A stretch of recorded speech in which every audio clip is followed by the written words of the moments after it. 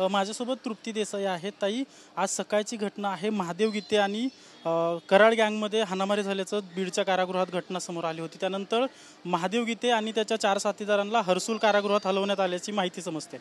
वाल्मिक कराडला बीडच्या तुरुंगातनं पहिला हलवा, कारण त्याला सगळी VIP ट्रीटमेंट बीडच्या कारागृहात मिळते.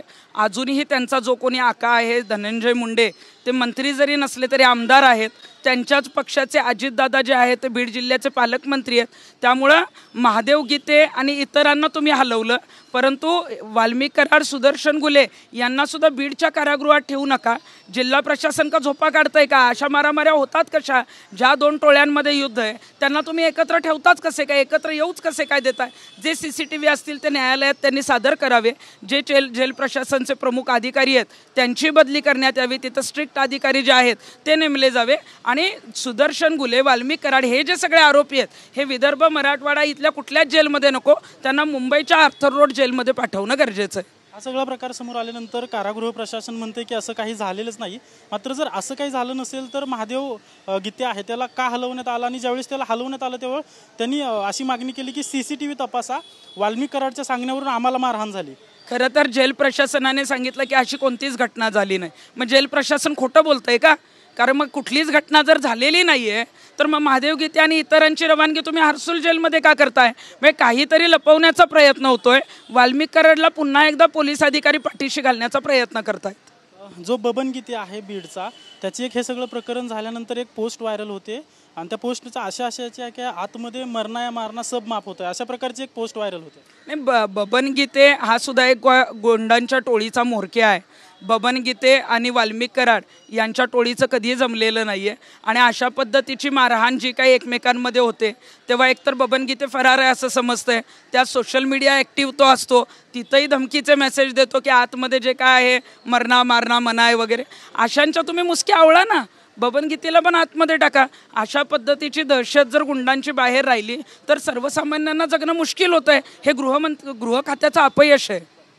सामाजिक कार्यकर्त्या अंजली दमाने यांनी एक नवीन दावा केलेला आहे की कराड टोळीने एका महिलेला संतोष देशमुख यांच्यावर अनैतिक आरोप करा अशा तयार केलं होतं आणि त्या महिलेची आता हत्या झाल्याचं समजतं. कळंबमधल्या एका महिलेचा जबाब संतोष देशमुखांच्या प्रकरणामध्ये झाला होता. त्या महिलेची हत्या झाली असं समजतंय. अंजलीताईंनी याबाबत सांगितलेलं सुद्धा आहे. तर निश्चितच काही माहिती घेऊन त्या बोलल्या असतील. त्यामुळं त्या महिलेची जर हत्या झाली असेल तर पुन्हा एकदा वाल्मिक कराड काही दहशत पसरवण्याचा प्रयत्न करतोय का? याच्यामध्ये कोणी जबाब दिले, जे कोणी साक्षीदार आहेत त्यांना आम्ही जिवंत ठेवणार नाही, त्यांना मारून टाकू, अशा पद्धतीची जर दहशत सुरू राहिली तर कुठलेही साक्षीदार यापुढं कोर्टात येणार नाहीत आणि हे लोक जे आहेत त्यातनं सुटण्याचा प्रयत्न करत आहेत. त्यामुळं ज्यांचे जबाब झाले, जे साक्षीदार आहेत त्यांनाही पोलिसांनी प्रोटेक्शन द्यावं आणि या महिलेच्या हत्येबाबत जे आहे तो तपास करावा आणि याच्यामध्ये यांना आरोपी करावं. तुम्ही याआधी बीडच्या पोलीस अधीक्षकांना भेटला होता. या महिलेच्या हत्या झाल्यानंतर तुमचं तेथील प्रशासनाशी काही बोलणं झालं किंवा तुमच्याकडे काही वेगळी माहिती आलेली आहे का? मी मध्यंतरी बीड पोलीस अधीक्षक कार्यालयात गेले होते. अनेक पोलीस अधिकारी जे वाल्मिक कराडच्या मर्जीतील आहेत त्यांचे पुरावे दिलेले आहेत. परंतु हास्यास्पद गोष्ट अशी आहे की मी जेव्हा पुरावे घेऊन गेले, पुरावे द्यायच्या आधीच 26 जणांचे जबाब झाले होते. तुम्ही जर त्या पोलीस अधिकारी कर्मचाऱ्यांचे जबाब आधी घेताय, आमच्याकडून नंतर पुरावे गोळा करताय, मग यांच्याकडून अपेक्षा कशी करायची पोलिसांवर कारवाई करायची? अनेक पोलीस अधिकारी, नवनीत कावत जर सोडले तर मी तिथं जे चित्र बघितलं की बाकीचे जे पोलीस अधिकारी आहेत ते अजूनही वाल्मिक कराडच्या बाजूने आहेत. या हत्येच्या संदर्भात सुद्धा मी लवकरच पोलीस प्रशासनाशी बोलेन. याबाबत तुम्हाला काय माहिती आहे तुमच्याकडे वेगळी या हत्येसंबंधित? किंवा वाल्मिक कराड तर जेलमध्ये आहे तर हे बाहेर नेमकं घडवतंय कोण किंवा करतंय कोण, कुणाच्या माध्यमातून हे केलं? या महिलेच्या हत्येसंदर्भात तर मला कुठली माहिती आली नाही. परंतु वाल्मिक कराडला जेलमध्ये VIP ट्रीटमेंट मिळत आहे. वाल्मिक कराडकडे कंटिन्यू जो आहे तो फोन आहे. जवळच्या लोकांशी तो व्हिडिओ कॉलवर सुद्धा बोलतोय. असे अनेक व्हॉट्सॲप कॉल जे आहेत ते बीड जिल्ह्यातून येतात. याच्यातून संतोष देशमुखांना न्याय मिळाला पाहिजे आणि काही गोष्टी ज्या आहेत ते स्ट्रिक्ट झाल्या पाहिजे. यासाठी अनेक जे हितचिंतक किंवा चांगली लोक आहेत ती आम्हाला जे आहे ते व्हॉट्सअप कॉलवर माहिती देत असतात. धनंजय मुंडे आणि करुणा मुंडे यांच्यात पोटगीसाठी सुनावणी सुरू आहे आणि त्या सुनावणीमध्ये धनंजय मुंडेंचे जे वकील आहेत त्यांनी असा युक्तिवाद केलेला आहे की जी मुलं आहेत करुणा मुंडेंची ती माझीच आहेत, मात्र करुणा मुंडेंचं माझं लग्न झालेलं नाही आहे. धनंजय मुंडे साफ खोटं बोलत आहेत. सगळ्यात पहिलं लग्न त्यांचं जे झालं आहे ते करुणा मुंडेंबरोबर झालेलं आहे.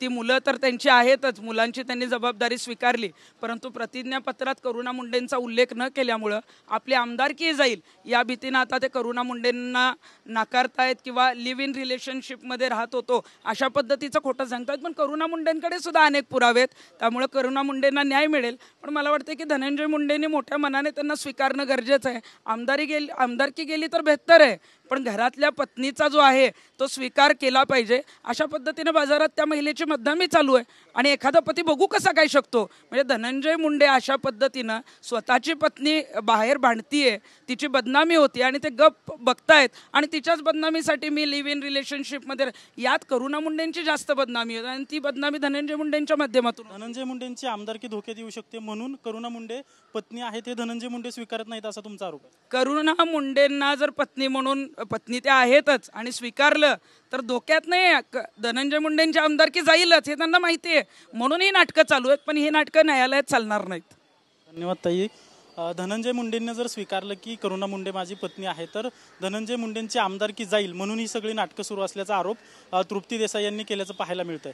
कॅमेरा पर्सन विशालसह अजिंक्य धायगुडे, TV9 मराठी, पुणे.